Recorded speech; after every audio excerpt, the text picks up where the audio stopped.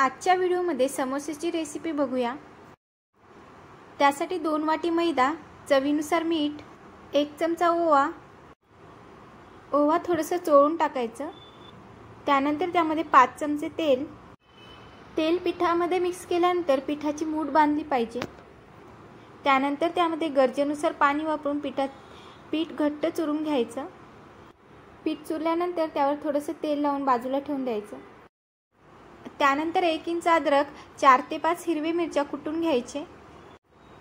कढईमध्ये मोठा 1.5 चमचा तेल टाकल्यानंतर त्यामध्ये जिरे, जाडसर कुटलेले 1 चमचा धने, त्यानंतर अद्रक आणि मिरचीची पेस्ट। अद्रक आणि मिरचीची पेस्ट थोडंसं परतवल्यानंतर 4 उकडलेले बटाटे हाताने कुस्करून त्यामध्ये टाकायचं।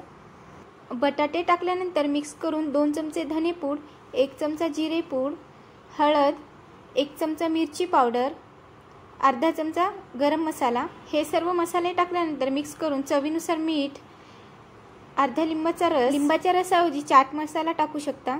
नंतर थोडीशी कसुरी मेथी टाकल्यानंतर मिक्स करायचं। बटाट्यासोबत फ्रोझन वटाणे टाकू शकता, माझ्याकडे नव्हते त्यामुळे मी टाकले नाही। बटाट्याची भाजी तयार झाली। त्यानंतर पिठाचा गोळा घेऊन एक चपाती लाटायची, त्याचे 2 भाग करायचे। कडेने थोडंसं पाणी लावून अशा पद्धतीने समोसेचा आकार द्यायचा।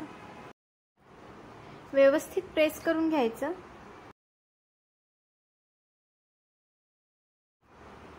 त्यानंतर त्यामध्ये बटाट्याची भाजी भरून कडेने व्यवस्थित प्रेस करून घ्यायचं। चटणी बनवण्यासाठी चिंचेचा कोळ, त्यामध्ये साखर टाकून दाटसर होईपर्यंत शिजवून घ्यायचं। नंतर त्यामध्ये मिरची पावडर, जिरेपूड, थोडंसं मीठ, चटणी तयार होते। स्लो टू मीडियम गॅसवर समोसे तळून घ्यायचे। टेस्टी असे समोसे तयार झालेत। व्हिडिओ आवडल्यास लाईक, शेअर आणि सबस्क्राईब करा। व्हिडिओ पाहिल्याबद्दल थँक्यू।